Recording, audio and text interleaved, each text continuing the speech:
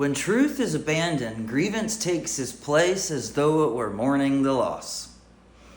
Each generation that abandons truth doesn't become neutral, open-minded, enlightened, critical thinkers. It becomes angry, like angry little birds pecking away at the truth until it's no longer truth. Not because truth failed, but because it was rejected. Every society has an identity made up of many sub-identities, but only collapsing societies obsess over it. That's because they've abandoned the transcendent: truth, love, God.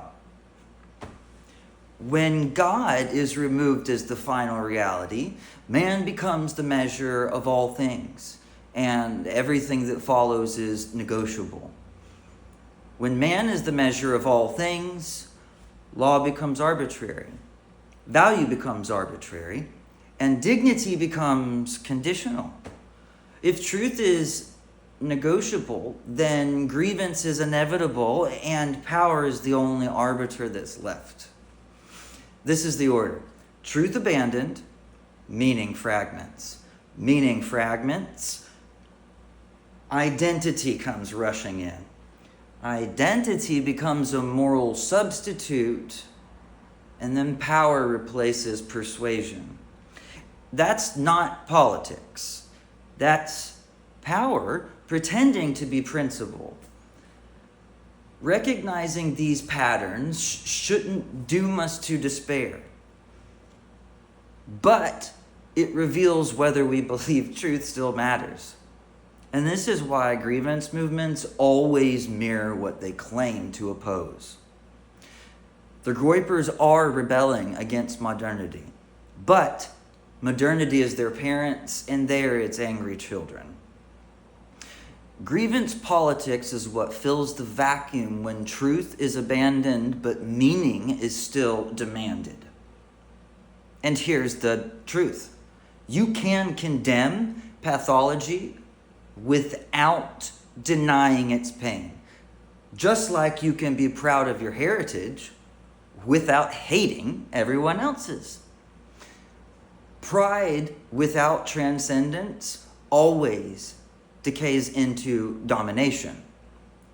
Race, as defined by skin color, is a fictitious category, and that's true for everyone. Whiteness, like blackness, is an antiquated and highly inadequate abstraction used to divide and control people based on traits that are out of their control. These are not shared stories. They are narratives that are imposed on people before they're even born. And today, the only politically acceptable definition of whiteness is one that is almost exclusively negative. And thus, Christian racialism. Yeehaw!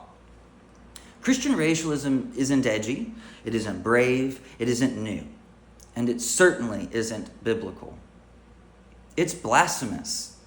Anything that uses Christ as a modifier to denigrate his creation is taking the Lord's name in vain, literally.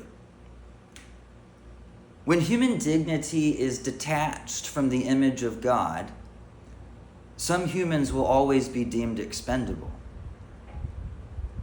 You can't build a moral order on identity. Only truth can bear that weight. And truth does not disappear, it waits.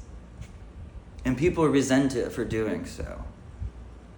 But civilizations aren't built on resentment. They're built on shared truth. And no movement fueled by grievance has ever preserved anything worth saving. And that's why they attack what is truth.